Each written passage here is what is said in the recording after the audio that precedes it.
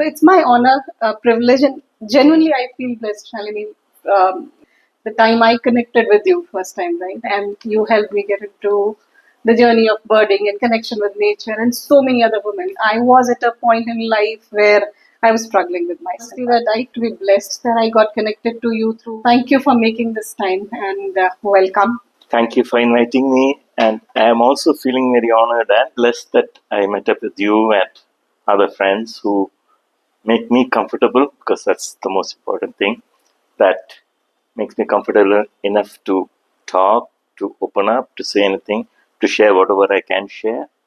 The way I come here is as friends, and rather than as someone who has to be, say, connected with someone who has to be, we are all friends that are able to chat with each other. So it's my pleasure and honor to actually connect with you and all your friends and everybody as well, and everyone here. I feel honored to be here now, right now. Thank you, Shalini. The first thing that I wanted to talk to you was about this building a sisterhood, building a community of women, right? I have never seen such a large community, nearly 500 women on a group, all positive conversations only. Some conversation starts in the way you handle it and the way you close it, and yet continue with that positivity was an experience for me, right? How did that start? It didn't start off as an idea to build a community. Mm-hmm. A few of us, through Facebook, actually most of us initially went through Facebook. About 10 of us decided to go for a trip. So it was just random people. We just got together and went on a trip. And to coordinate the trip, we started a group. Mm-hmm. So it was 10. After the trip was over, we shared the pictures, we shared our experiences, and then we said, okay, we'll close the group. And then we said, no, let's go again next week or the week after or next month. So let's keep the group. Mm-hmm. When next month rolled over, not everybody could come for the trip. Somebody said, I cannot come. And then somebody said, my sister wants to come, my friend wants to come, can she also come, and all that. So they got added. For the people who did not come, didn't get deleted from the group. They were also there. And once this happened once or twice, within a couple of months, we realized that we were a community where we were strangers to begin with, but we have met, we have had a wonderful time. We did not have anything negative with anyone else. Mm-hmm. Why not continue? And so the group became a little bit more popular. And people realized that, okay, I also realized that in spite of where I am from, there are a whole lot of people who are looking for some kind of connection with others. Yes. We are in a city where a lot of people have come from all over the country, from other parts of the world as well. But our connections with others are less or constrained by other commitments, either work commitments, family commitments, immediate neighbors, friends, but nothing to let us connect with everyone else who's of a similar mindset. So we said, let it continue. And very soon, within a few months, we realized that through word of mouth, the community grew. Couple of reasons. One is, of course, they found that, all of us found that, yes, something like this was absolutely necessary. Yeah. And people are craving for companionship, craving for meeting somebody. We are all alone here in the city, might be on whatever journey, whatever stage we are in. Even within a family, sometimes you are alone. So this was a good outlet. So through word of mouth, very quickly it ramped up. Wow. And that's where the whole thing started. And then, of course, even though it started off as a travel-based group, I made sure that it is not going. It was not open to everybody. Yeah. It was very tightly controlled that it has to be gender-based. So anybody who's trying to infiltrate or trying to bring in somebody else or bring as someone who's going to be a negative influence, I made sure that I cut them out or did not allow them. So that gatekeeping was very strong. Once that kind of confidence came in, people joined very quickly, and they also wanted this. Suddenly got a lot of credibility, the group, and people are joining. Now there's 500 plus people in the group, and we are all friends. Whatever differences we have, we close it in a very, very positive manner. Issues that cannot be raised in the general public with others, people are raising in the group, and others in the group who have gone through something similar, something to offer, they are offering immediately. So it's become more of a support group as well. of late. It's really been a support group. Which And is, of course, we continue to do our travels, we continue to do our strawberry parties, picking, we do Navratri, we've done whatever that's fun, Yeah. we try to just join up. We go on trips, we just meet up for lunch, we just do anything. Go for a museum, something, anything.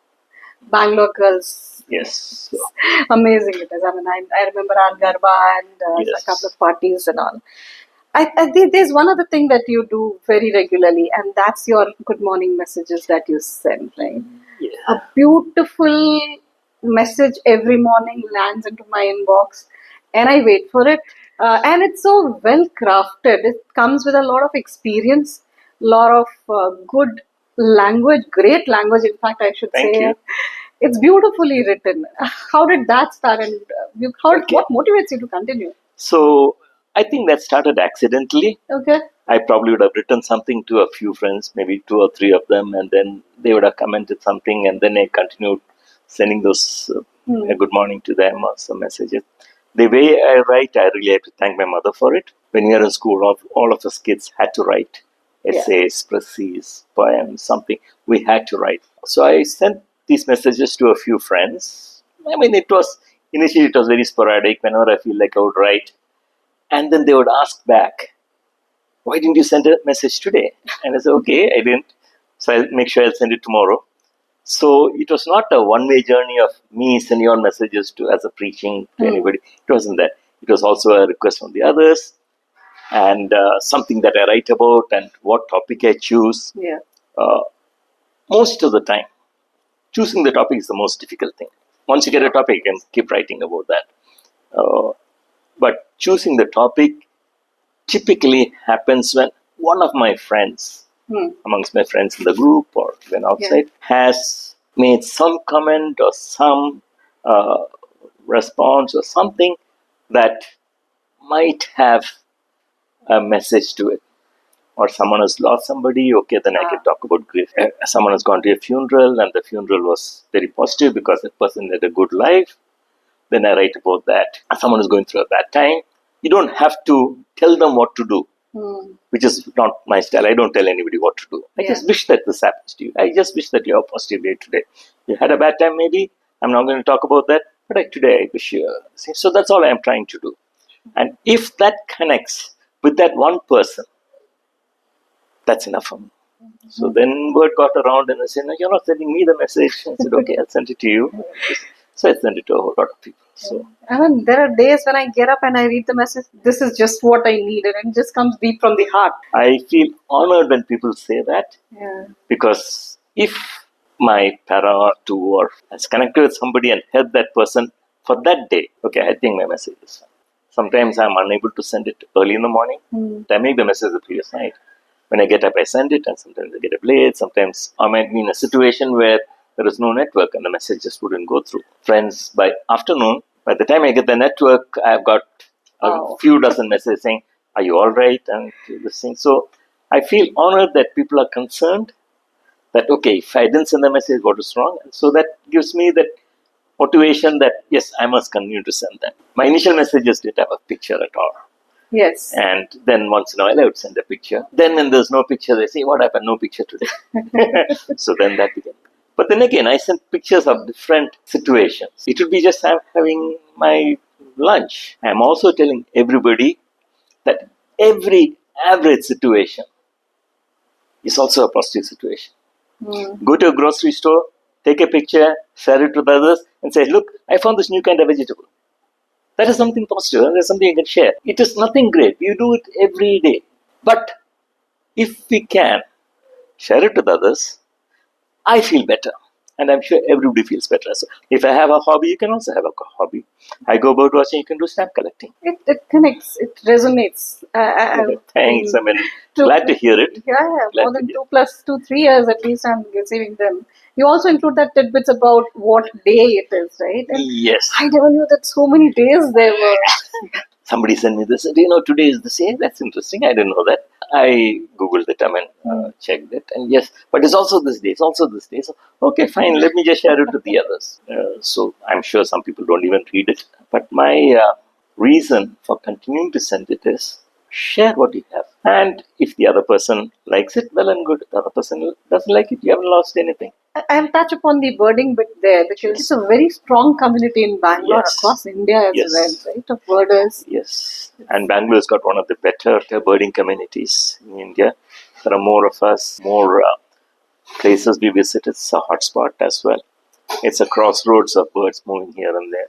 And every year we get some interesting surprises who Yes, visit, yes, yes. which makes us Which more makes it even excited. more. It's a very act of complete deep mindfulness, right? In a way, do you feel that? How do you feel about it? See, there are several things when it comes to birding. First and foremost, you're getting into a place which itself is calm. You don't have to see a single bird. You're out in a lake, you're out in a forest, you're out in serenity. A few like-minded friends, you're chatting only about what you see and what you know. There is no nonsense of other issues and things like that. So you're forgetting all your issues at home, right, and spending some time with nature. By itself, even if you don't see a single bird, that is an amazing experience.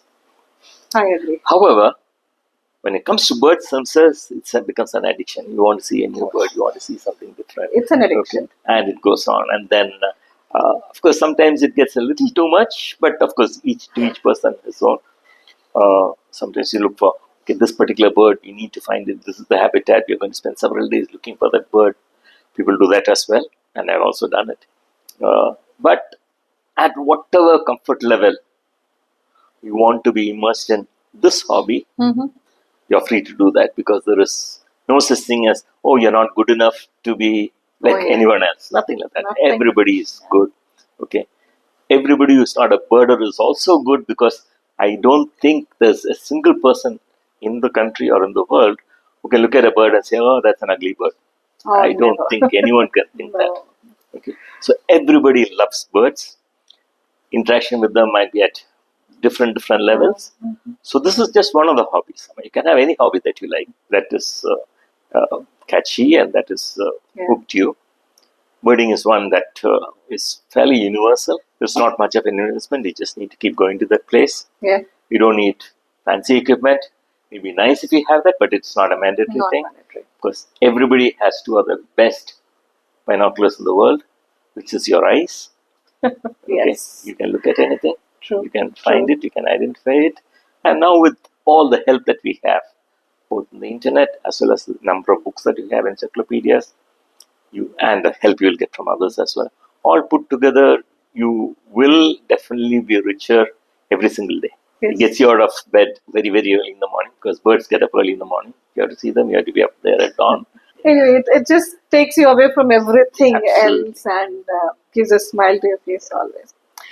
Switching gears a little bit, you've been into technology world, a lot of technical work. You've done in startups, you've done core, deep technical work in your early days, and now you're retired. Tell us something about if somebody wants to get into deep maths. I think you're a maths genius, is what I learned that day with you.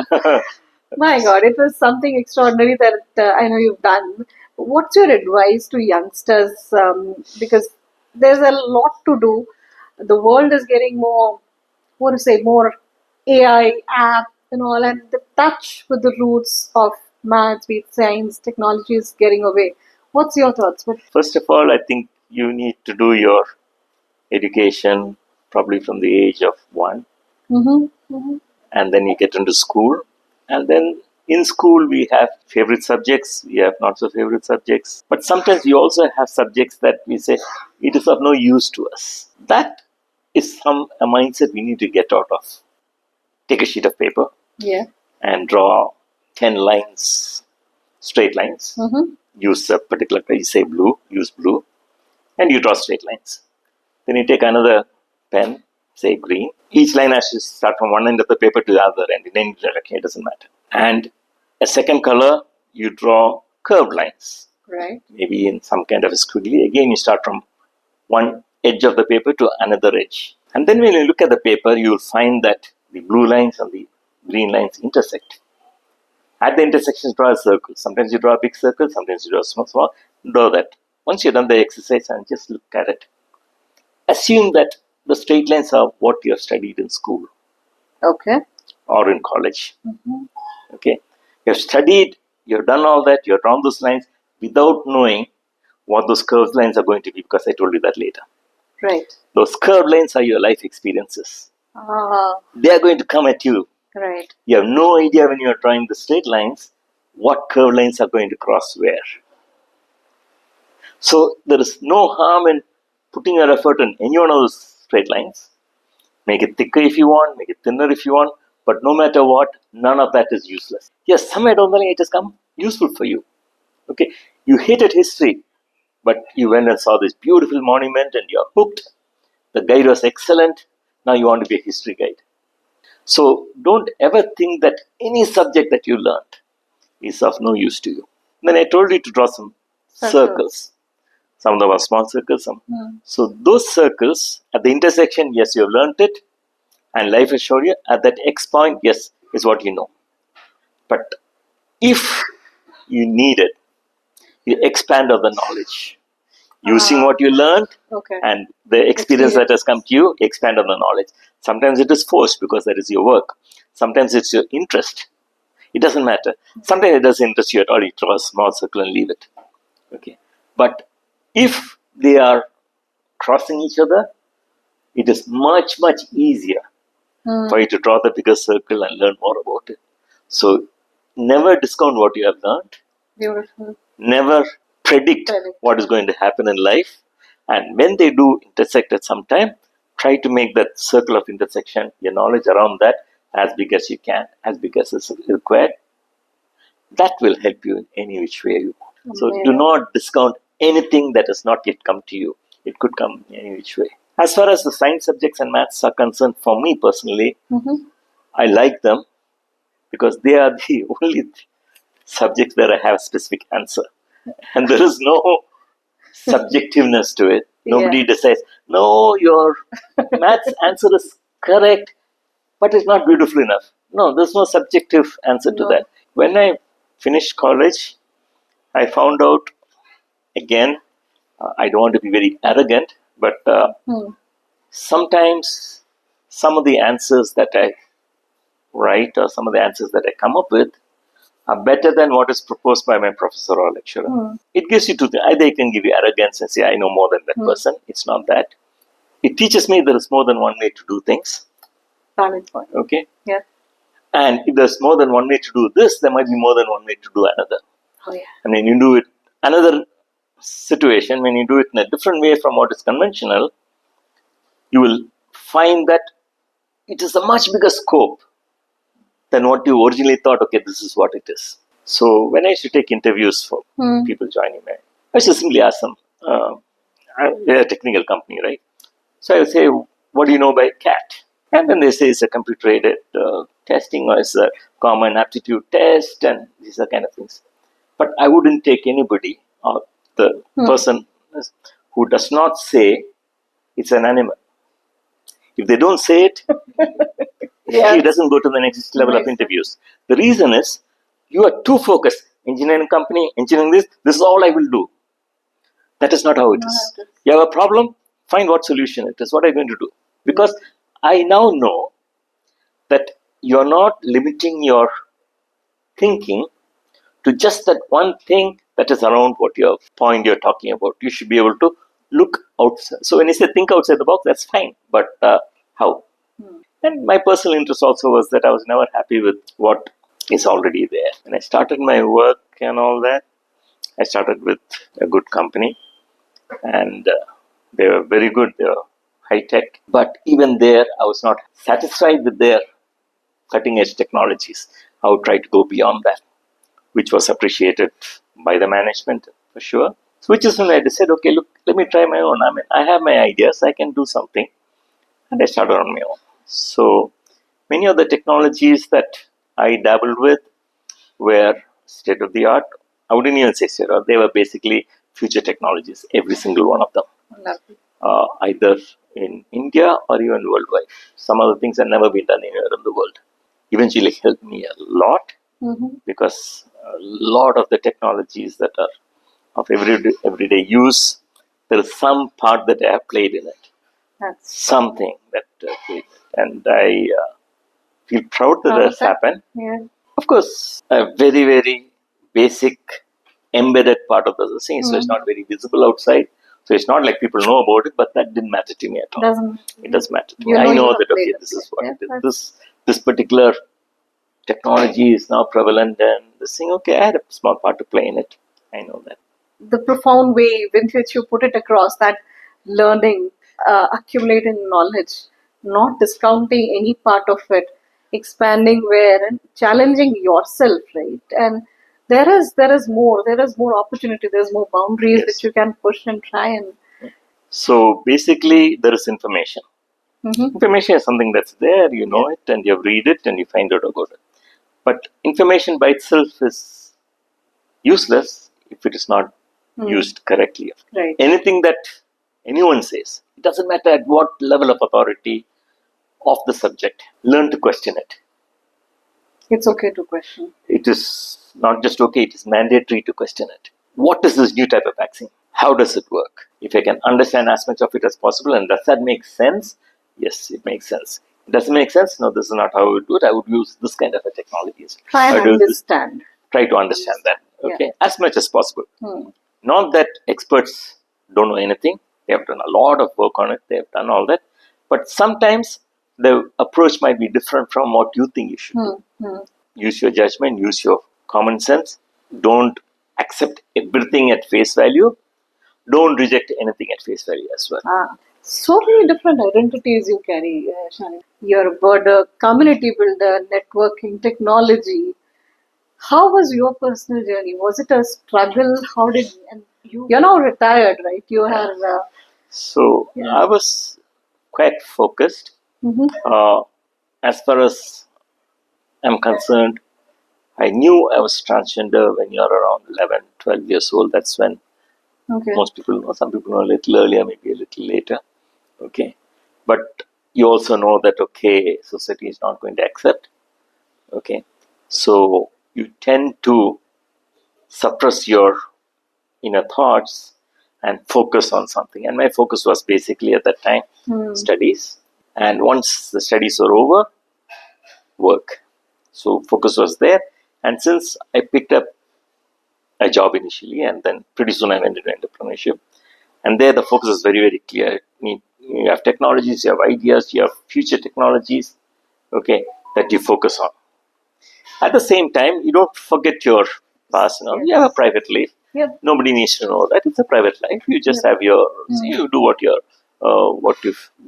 need to do to be happy, and you continue to be that.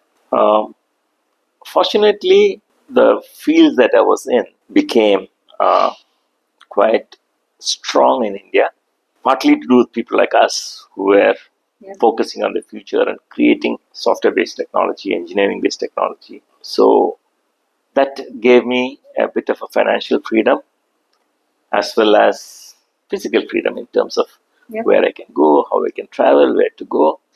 And I also made it a point that my focus is not money. My focus is not only the technology.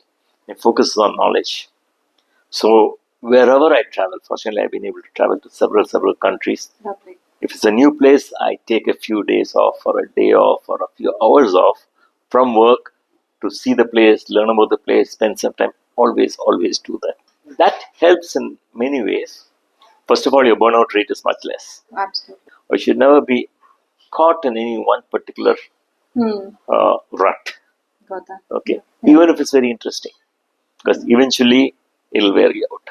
You have to diversify into many different things, making sure that your core objectives are always in sight, and parallel tracks in life. You have to have multiple things going on at any given time. And the independence that you get as a result, both financial and professional, that is handy in all aspects, at any level. Even for women, that's the same thing. Every single person, once you become an adult, you should have some kind of independence. You should be able to do anything that you want and not worry that somebody else is going to disapprove of it. If you approve of it, that is good enough. Of course, you don't want to do anything that is overtly going to hurt anybody else, but then if you're a good person, you're not going to do that. When I dress in clothes that people have made judgments on, not directly to me, or not directly or even indirectly to me as such. But I do know that there are judgments associated with, like they say, this dress is too short, okay, or this dress is too revealing. And then I go back and try to understand, look at statistics of what is happening, that people might say these things, but the bad things happen to the people who are not doing those things. My message to everybody is you do what you want, not depending on what others are telling you. I mean, hot topic now is okay, assault on women. And the immediate thing is okay, if you wear this kind of a dress, you're inviting assault. Yeah. But actually speaking, it's the exact opposite. Okay, which is what I have found myself personally as well. Like I talked about bad people on a leash, they are looking for vulnerability. If you project vulnerability by being beholden to everybody else's ideas, everybody else's judgments, okay, then you're vulnerable because you're now beholden to that person saying, you do this, okay, I will do that, you do this. No, I make my decisions, I am tough on that, and a predator is very, very scared of you. You're safe from a predator. And the more they leave you, you have to take your common sense precautions, of course. Yes. I mean, common sense precautions would simply mean that don't put yourself in a vulnerable position. Yes. But so long as you take all that, you are less vulnerable. Confidently wearing oneself. Yes. What you like, what you're confident. What you're confident. Okay, carry on. What I've learned is that when you draw your boundaries, right, confidently and clearly, the response that you get from any factors or any angles which was not very positive, you start getting better. Yeah, absolutely. I can tell you one thing. So I had gone to a market, a city which is known for not being very friendly to women. There'll be a couple of men or a few men standing on the middle of the path, and they will not move for you. Yeah. And you try to squeeze around there and this and try to take a different path and things like that because you know that, okay, they are just trying to be, and you're dressed very, very modestly and very meekly and all that. The more you do that, the more vulnerable you are. But I was in a short dress, unconventional. For my age, it's a very, very short dress. If you look at the thing, I saw these people standing in the middle of the path. I didn't bother. I just walked straight at them. And you should have seen them scatter. Okay. Because they realize that if anyone so much as touches me, they think they are in deep trouble. With the look that says, look, I will walk.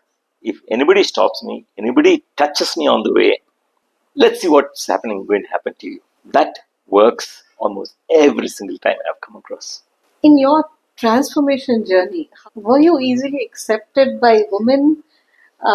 Were they comfortable? How did you feel about it? Generally, thankfully and very proudly, I have been accepted by pretty much every woman I've come across. Okay. There's only one person who, after being very friendly, finally she said, look, I don't want to be in touch with you because my religion doesn't allow. I said, okay, fine, that's your, I mean, your thought process, there's only one person.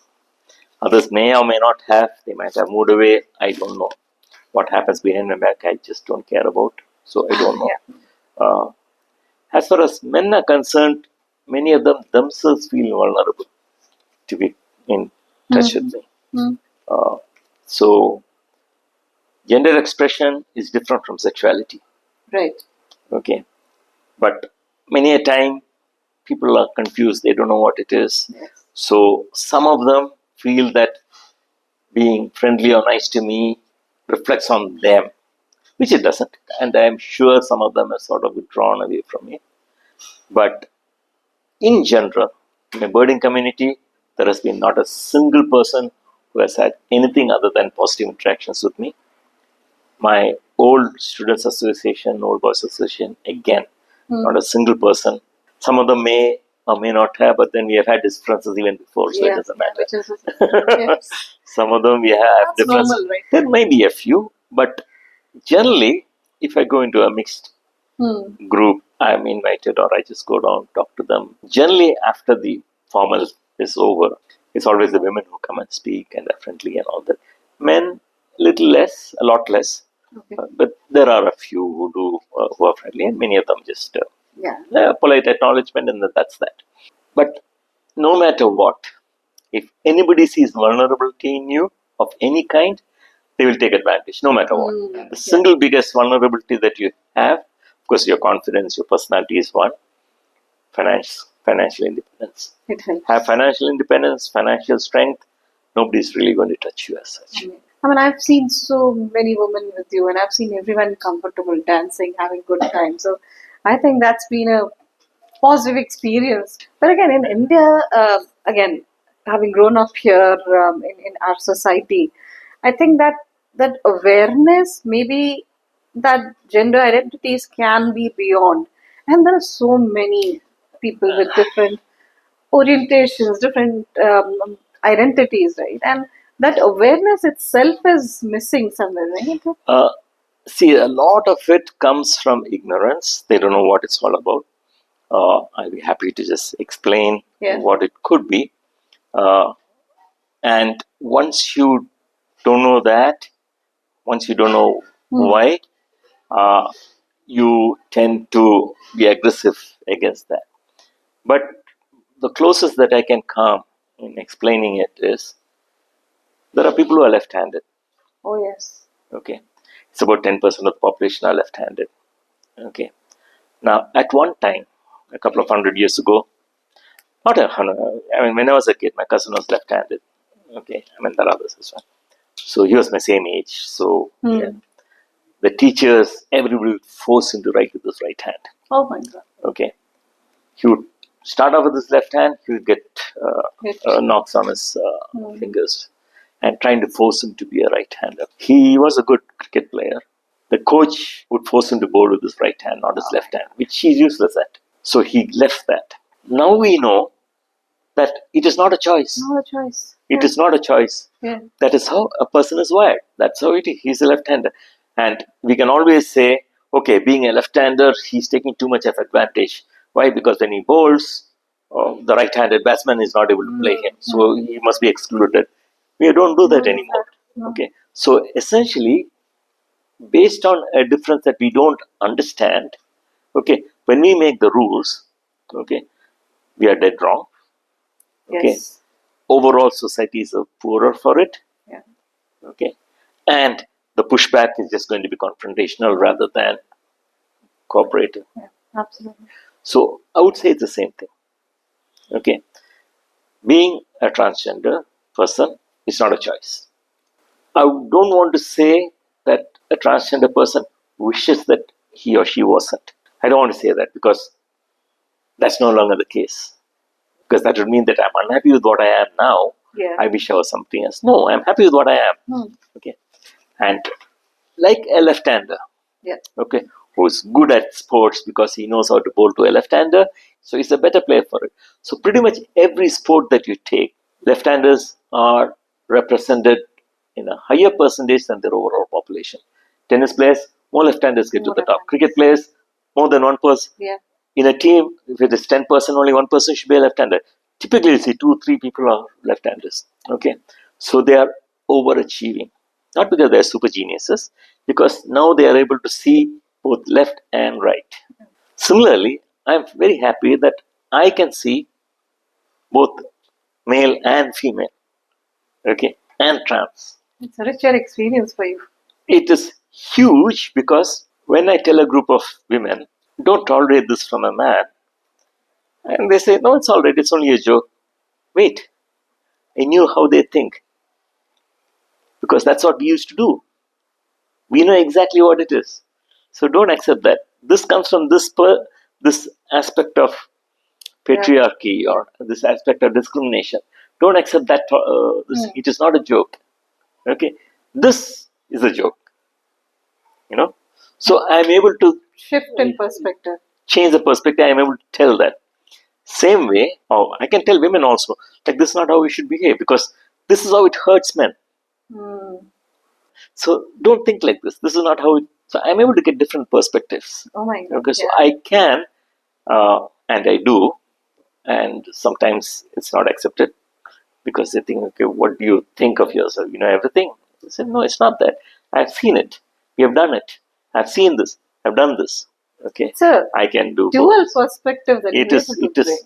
bring. If I'm able to articulate it and let others know, then I feel that the purpose is solved. I mean, it's, see, I'm on a few women support groups as well. Right. I tell them, no, don't use these tactics. This is not the right tactic because it might feel good to you because you feel that you will win, but you're not because the way it harms the other person, say for a male, for example, or a child, you don't realize what harm it is doing.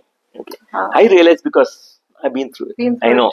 Yeah, yeah. Okay. So I'm able to tell that, and sometimes not palatable at all. Okay, but I'm in a position to be able to articulate it. Any observations on women with your multiple perspectives that you bring? Plenty. See, in general, women we lack confidence.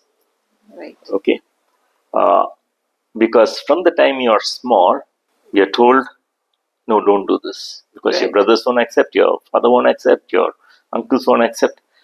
You're not going to be told much that your aunt won't accept.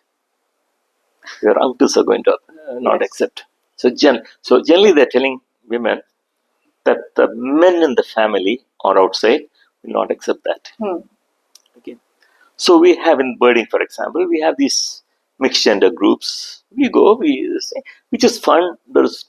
And all birding people are excellent people. But we also have a women's group for just birding, where only women go. I'm in both, and I can tell the difference between the two. In the women's group, the women ask more questions. Things that they don't know, they ask. Yeah. Okay. In the mixed gender group, there's always a hesitancy. It's such a stupid question. Should I ask it and feel ridiculed? They may not ridicule.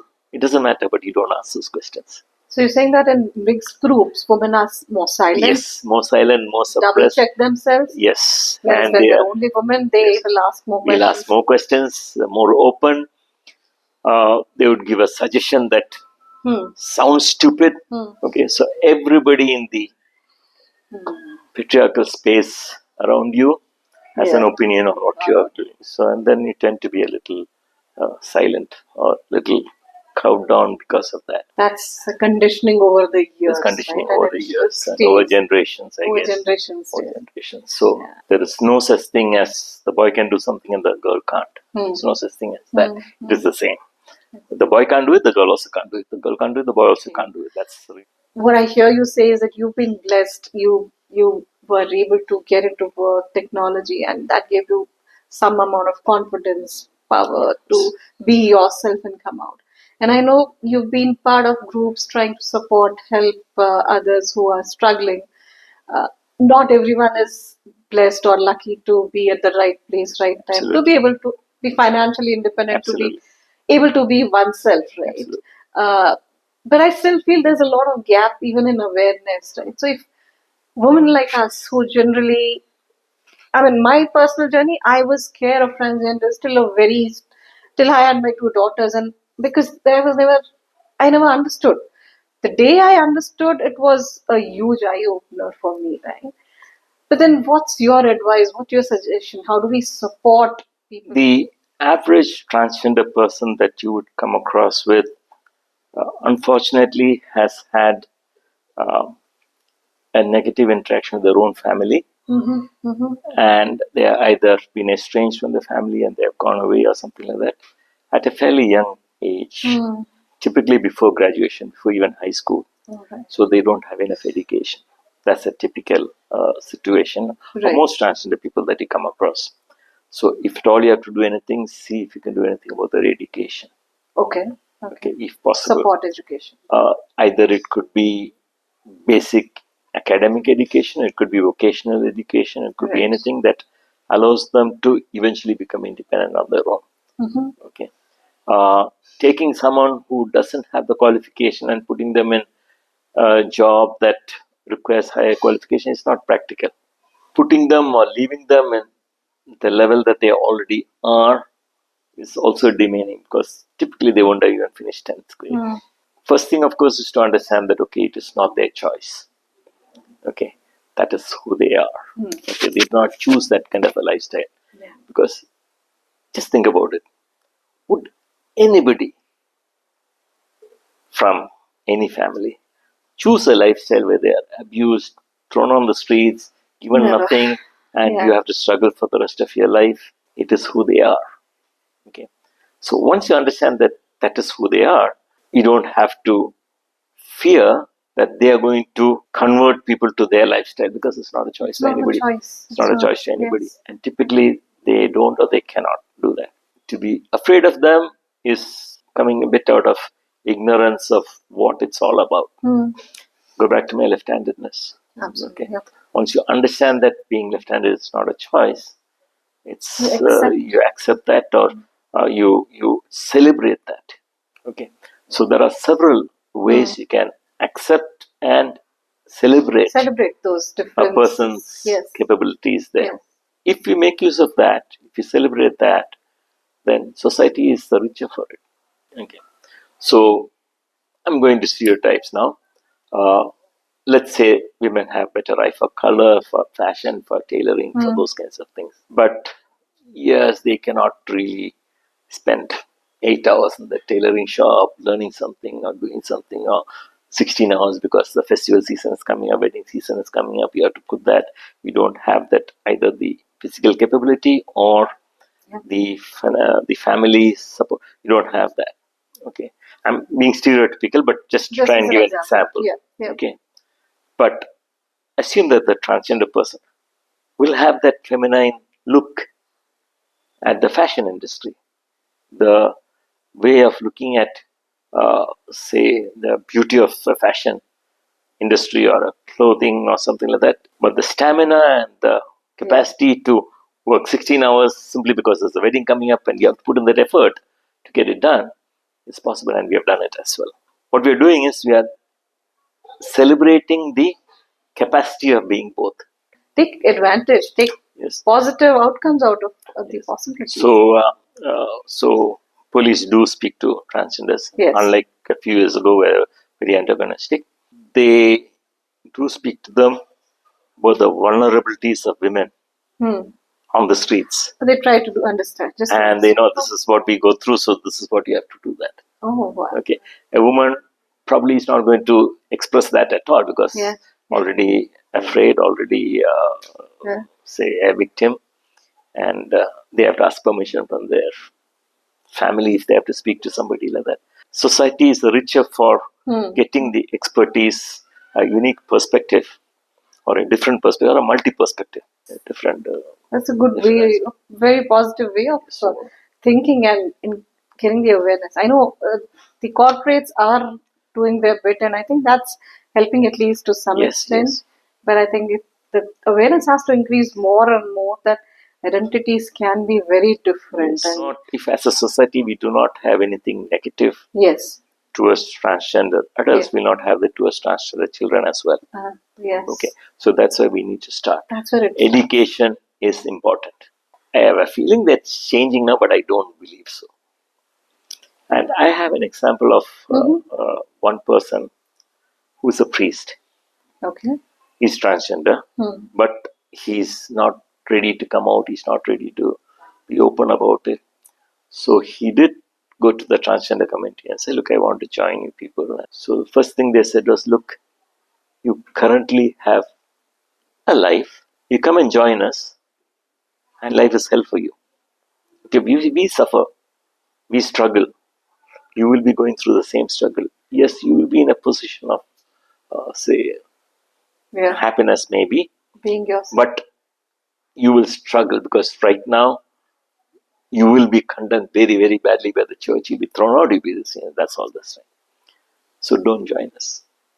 So don't think that transgender people that you see are trying to snatch your children or snatch your people and all that and make them like them. No, they try their best not to take people because of this reason. And they keep saying that, look, anytime you want, you take a few weeks off, few months off, come and stay with us, be with us for some time, then you go back to your work. But don't leave the church and come and join us. Yeah. But the exceptions are not transgender, it is criminal. That is there everywhere. That's a different issue. They may or may not be transgender, but there are criminals who will do all that. That's fine. That's a different issue. Your daughter helped you come out of. So basically, you tend to be very closed. You are not very outside. You are just hanging out with a very, very few set of friends. And my daughter's friends would come home, and I would be in hiding because I don't want her feel bad. And that's when my daughter told me, "You think my friends are not progressive? Okay, what do you think my friends are? They're all conservative, very hating people or what?" I said, "No, I don't believe that." Okay, then why are you doing all this? I wouldn't be hiding. I would make excuses to leave the house and do somewhere else or whatever it is. No? So I said, "Yeah, okay, that makes sense." And to that extent, my daughter's friends have been so very supportive, so very positive, and so very loving. I cannot thank them enough. That's amazing. Because some of them are, I know them from the time they were children. So for them to pivot without any issues, it's just amazing. You're blessed. You're blessed. I know. So I feel that children are never the issue.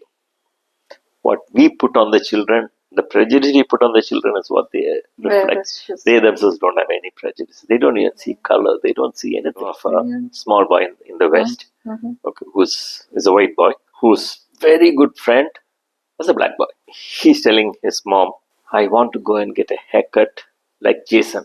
Mom doesn't know who Jason is and all that. And I also want this thing. So they go to the shop, and I also buy a shirt like Jason. So the mom picks out 2 shirts for him and for Jason.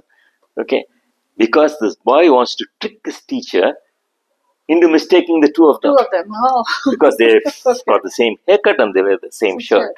Okay, so the teacher is going to be confused who is who.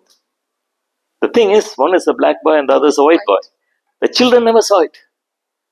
The children are not seeing the difference. So this is what we teach the children. You're black, you're white. Differences. And we do that at every level. That's the problem. Look at the world through the eyes of children. I think you'll all be blessed. It is true. Very true.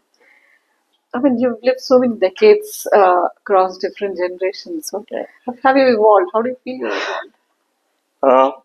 I am always a positive person in terms of saying that I'm not going to be pessimistic and say, no, the society is doomed. And this, no. We do have challenges. Challenges come a lot from prejudice, number one. It also comes from, say, intolerance.